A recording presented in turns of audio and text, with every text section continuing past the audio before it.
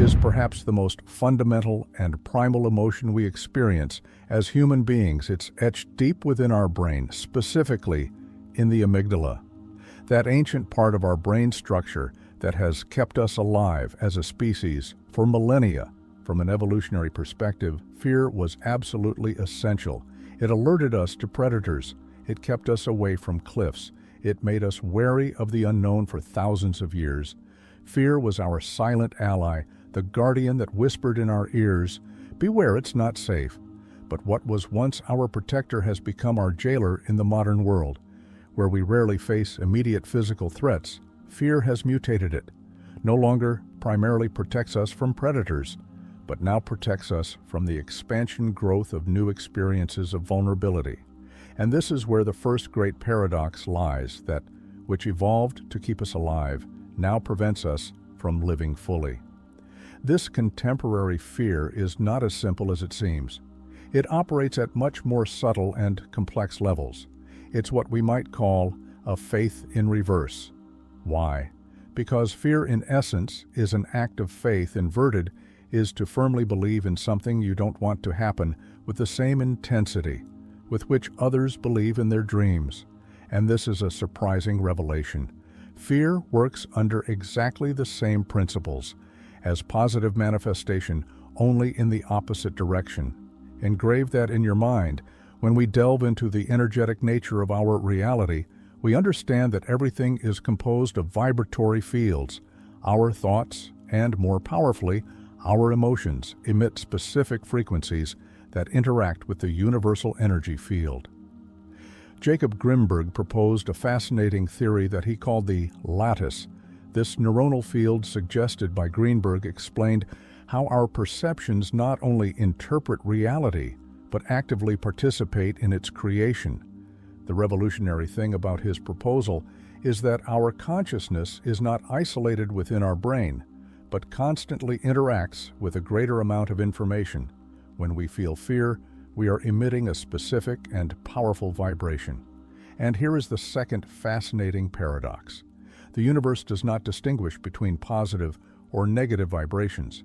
It only responds to the intensity and clarity of those vibrations.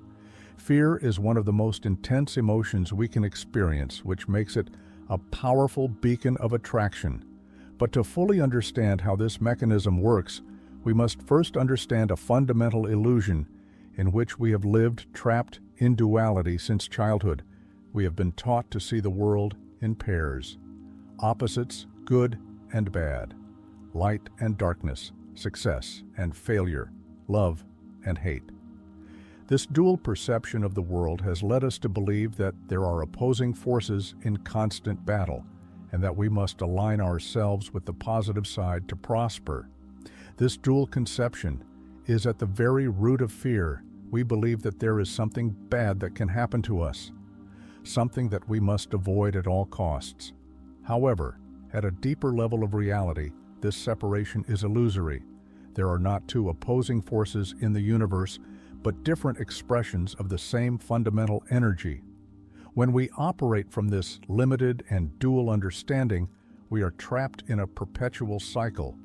The fear that something bad may happen creates the perfect vibration to attract precisely that which we fear not, because there is a malevolent force acting against us, but because our focused and emotionally charged attention on what we fear sends a clear message to the universal field. This is important to me. This occupies my mental and emotional space. This is what I am focused on. Therefore, fear is not simply an unpleasant emotion that we must overcome to feel better. It is a vibratory state that emits a specific signal, a frequency that resonates with similar experiences in the potential field of reality, is essentially a powerful creation mechanism that is constantly working whether we are aware of it or not. Now that we understand the essential nature of fear, we must explore the exact mechanism by which it attracts precisely that which we try to avoid. This phenomenon is not casual or mysterious, but follows specific energetic patterns that we can understand and therefore transform.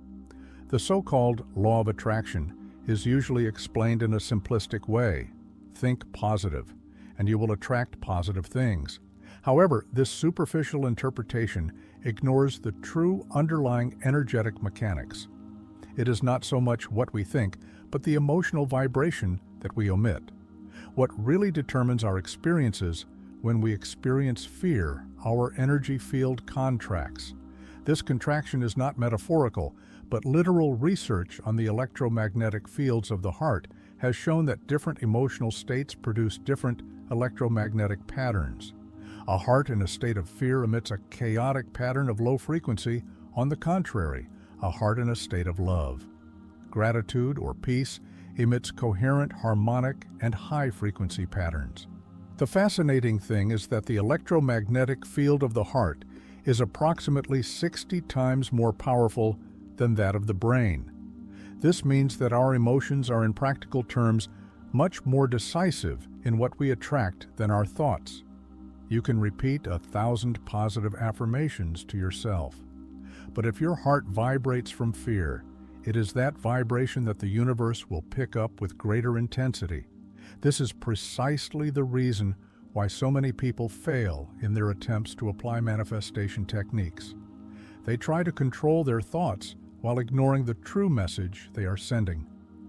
The emotional vibration of fear is like trying to drive simultaneously north and south. Thoughts can point in one direction, but if the emotions point in the opposite direction, the result will be confusing at best, counterproductive at worst. Let's take a concrete example. Imagine someone who wants a healthy love relationship but has experienced betrayals in the past. Consciously, this person can affirm that he is open to love, can visualize his ideal partner, can do everything correctly in terms of manifestation practices. However, if in his heart there is a deep fear of being betrayed again, that vibration of fear will send a much more powerful message than all his positive affirmations put together. The result is predictable. He will attract exactly that which he fears not, because there is some cruel cosmic force that wants to teach him a lesson, but because its predominant vibration is synchronized with experiences of betrayal. It is a simple energetic question. There is no moral judgment involved. Another crucial aspect to understand this mechanism is that fear keeps us in a state of constant future projection. When we fear something, our attention is fixed on a possible negative future. This sustained focus on what we do not want creates an energetic bridge that connects our present reality with that feared possibility. The more intense our emotion of fear, the more solid that bridge becomes. It is as if the universal field of possibilities interpreted our constant worry as a request, as a consistent order to materialize precisely that which we fear, and it responds. Consequently, fear also generates a perceptual filter effect. When we are dominated by fear, our brain begins to filter reality, looking for confirmation of our fears. We literally begin to see signs of danger, where before we did not see them. This selective perception reinforces our vibration of fear, creating a self-perpetuating circle, and strengthens the energetic field that we emanate. When we feel fear, it is so powerful that it acts as a magnet for resonant experiences, not because we deserve it or because we are being punished, but because we are unknowingly participating in the active co-creation of our reality from a vibration of fear. Now, I want to pause to ask you to comment on something and pay attention, because it is important to understand what follows next. I want you to clear your mind, to take a deep breath and write, "There is only one." And now we will see why. If fear arises from a dual perception of the world, the key to transcending it lies in understanding the fundamental unity of all existence. This is not an abstract or purely philosophical notion, but a deep understanding that radically transforms our experience of reality. At the core of all existence lies a single universal force. There are no separate or antagonistic forces in the universe. What we perceive as opposing forces are simply different expressions, different aspects of the same primordial energy. This understanding turns out to be revolutionary when we apply it to fear. If there is only one universal force, then there is nothing external to it that can oppose or sabotage our well-being. There is no independent negative force that can act against us. What we perceive as negative is simply another expression of the same universal energy through the distorted lens of our limited perception. When we operate from limited consciousness, we interpret reality through fragmentation. We see isolated parts, and we lose the vision of the whole. It is like looking at a kaleidoscope and believing that each pattern that forms is independent of the others, without understanding that they are all expressions of the same set of pieces, simply rearranged. This fragmented perspective makes us susceptible to fear because we feel separated, vulnerable, at the mercy of forces that we perceive as external and potentially hostile. In contrast, when we raise our consciousness and perceive from a unified perspective, we understand that there is no other, there is no enemy, there is no opposing force that can act against us. When we recognize the fundamental unity of reality, we understand that all paths eventually lead to the same destination. There is no wrong path in absolute terms. What we interpret as detours or errors are simply different expressions of the same universal path. This understanding frees us from the fear of making the wrong decision or going down the wrong path. From higher consciousness, we understand that every experience, whether pleasurable or challenging, is an integral part of a coherent journey. There are no accidents in the universe. Everything is part of a perfect expression of universal energy, manifesting through infinite forms and experiences. Unified perception allows us to transcend fear because it eliminates its fundamental illusion of separation. When we understand that we are individualized expressions of the same universal consciousness, fear loses its base of support. There is no one else to protect ourselves from. There is no opposing force that can act against us. Seriously think about it for a second. There is nothing to fear. There is only one force. Understanding that of fear and the fundamental unity of reality is essential, but we need practical tools to transform this understanding into experience. This is where we enter into emotional alchemy, the transformation of fear into courage. The first thing we must understand is that fear and courage are not opposite emotions, but the same energy expressed in different vibrational frequencies. This is liberating, because it means that we do not need to eliminate fear or wait for it to disappear to act with courage. We can transform that energy, raise its frequency. The key to this transformation lies in a fundamental element: concentration. Our energy flows where we direct our attention. When we are in a state of fear, our attention is focused on what could go wrong, on possible dangers, on potential threats. This sustained concentration on what we fear reinforces the vibration of fear and thus begins the endless cycle. To transform fear into courage, we need shifting our focus. Is not about denying fear or pretending it doesn't exist, but about redirecting our attention to aspects of the situation that generate a different vibration. We can concentrate on the opportunities for growth in our internal resources.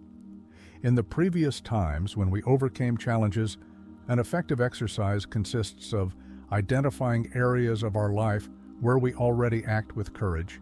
Naturally, we all have areas where fear does not paralyze us, where we move forward with confidence and transformation.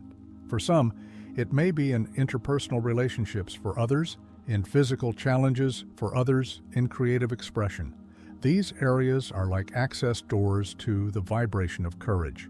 When we identify these areas of strength, we can deliberately evoke the sensations associated with them. How does your body feel when you act with confidence? What thoughts occupy your mind? How is your posture, your breathing, your tone of voice?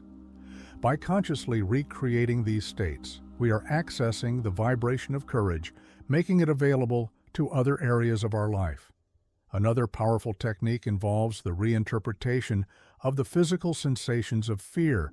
When we feel fear, we experience a set of physiological responses: acceleration of the heart rate, rapid breathing, increase in adrenaline. But these same responses occur when we feel enthusiasm or positive excitement. The difference is not in the physical response itself, but in the interpretation we make of it. We can train our mind to reinterpret these sensations as energetic activation signals, as preparation to act with power, instead of interpreting them as danger signals that paralyze us. It is like reprogramming our internal software to give a different meaning to the same physical signals. However, the deepest transformation of fear into courage does not occur only at a mental or emotional level, but through action. True courage is not the absence of fear, but the will to act despite fear. Every time we take a step forward while we feel fear, we are training our nervous system to associate those sensations with progress instead of paralysis. This process can begin with small steps, what we could call gradual exposure. If you are afraid of public speaking, do not start with a lecture in front of hundreds of people. Start by expressing your opinion in a small group of friends, then perhaps in a work meeting, and so on. Each small victory, recalibrating fear into courage, naturally takes us to the next level of personal evolution: self-mastery. This concept goes beyond simply controlling fear. It involves developing a sovereign relationship with all of our emotions, thoughts, and states of consciousness. At the center of self-mastery, we find a fundamental element: self-confidence. This is not the superficial confidence that is displayed socially, but a deep inner certainty that arises from a relationship of honesty and respect with oneself. We could define it as the internal conviction that whatever happens, we will be able to respond appropriately.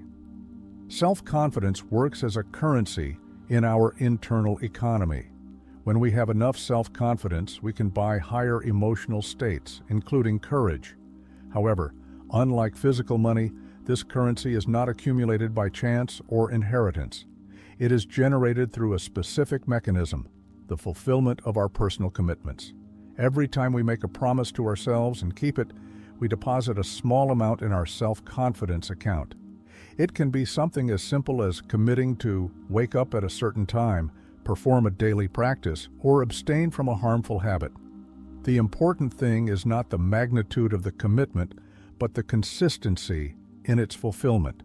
On the contrary, every time we break a promise we made to ourselves, we make a withdrawal from that account.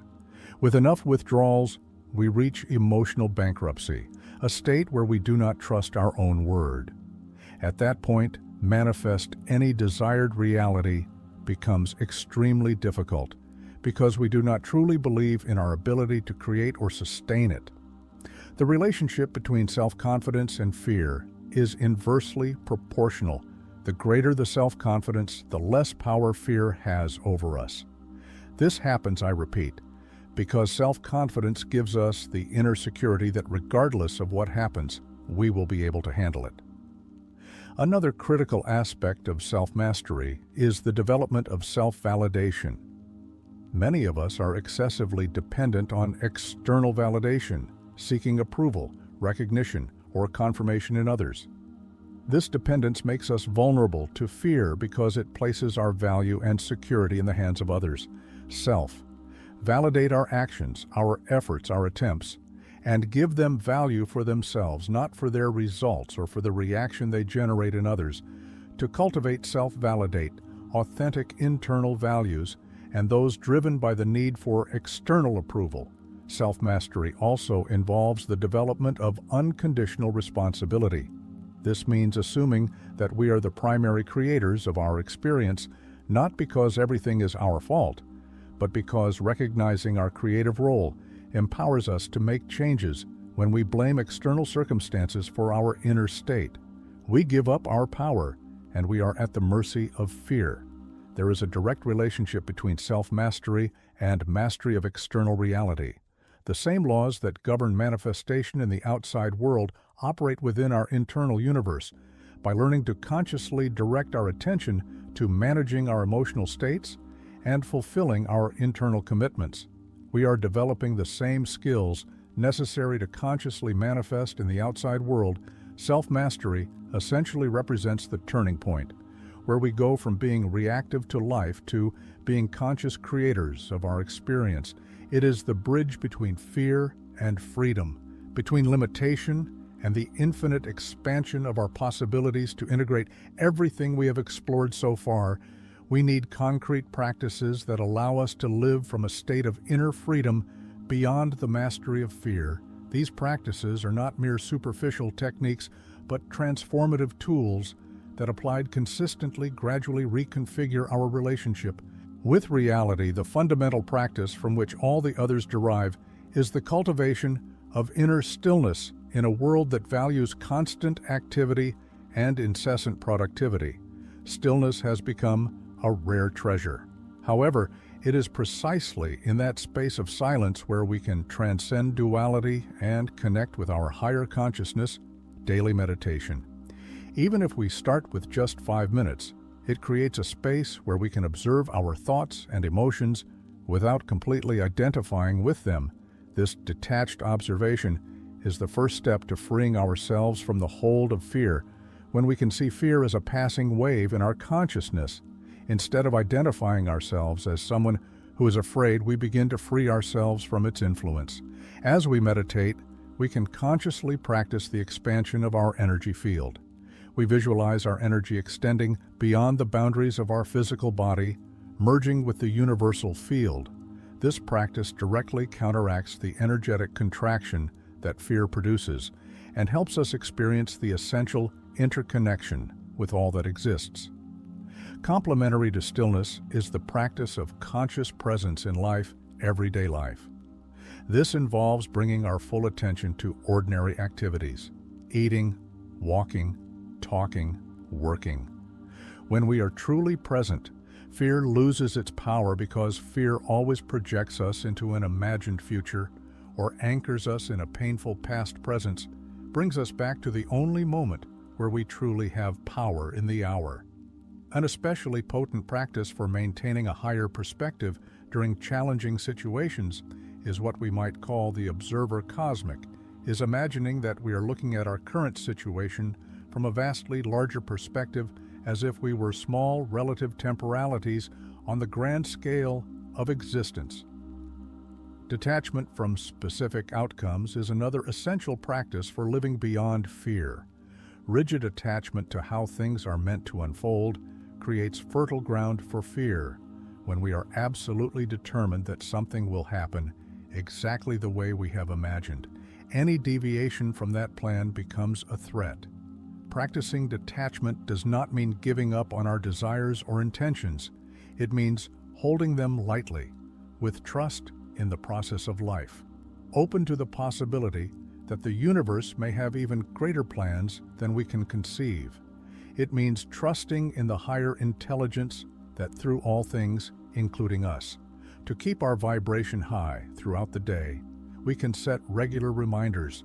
These can be as simple as an alarm on our phone inviting us to take a deep breath and reconnect with our essence, or strategically placed affirmative phrases in our environment that remind us of our true non-dual nature beyond fear and limitation. Finally, a practice that unifies all of the above is commitment with truth.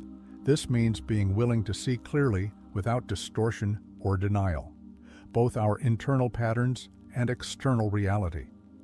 Fear thrives in the darkness of unconsciousness and denial. When we commit to seeing the truth, no matter how uncomfortable it may be, initially, we create the conditions for authentic transformation. We have traveled a transformative path through the nature of fear. Now, with all these pieces integrated, we can understand the essential secret. All genuine manifestation begins with the release of fear, as we remain trapped in the vibration of fear. Even our most sincere attempts to create our desired reality are sabotaged from the start. It is like trying to light a fire with wet wood. We may know the technique perfectly, but the essential element is not in the right condition. The release from fear is not a state that we reach once and for all. It is a space of consciousness to which we constantly return a daily practice, a moment-to-moment commitment. There will be days when we flow naturally in that space of freedom, and others when we will need to consciously remind ourselves of our true nature. What matters is not perfection in this path, but the consistency in returning to the truth each time we move away from it, each time we transform fear into courage, every time we stay present in the face of discomfort, every time we honor our inner commitments. We are strengthening our ability to live from a higher consciousness. Imagine what it would be like to live from that space of freedom. Imagine the quality of your relationships, the nature of your creative work, the experience of your physical body when it is not continually filtered by the distorting lens of fear that life is not an unattainable ideal. It is our natural right, our inheritance as individualized expressions of universal consciousness. Remember, there is only one force. There is nothing to fear. If you have made it this far, receive, as always, a big hug on behalf of the entire team. I say goodbye, wishing you all the best in the world, and thanking you for your company. See you soon.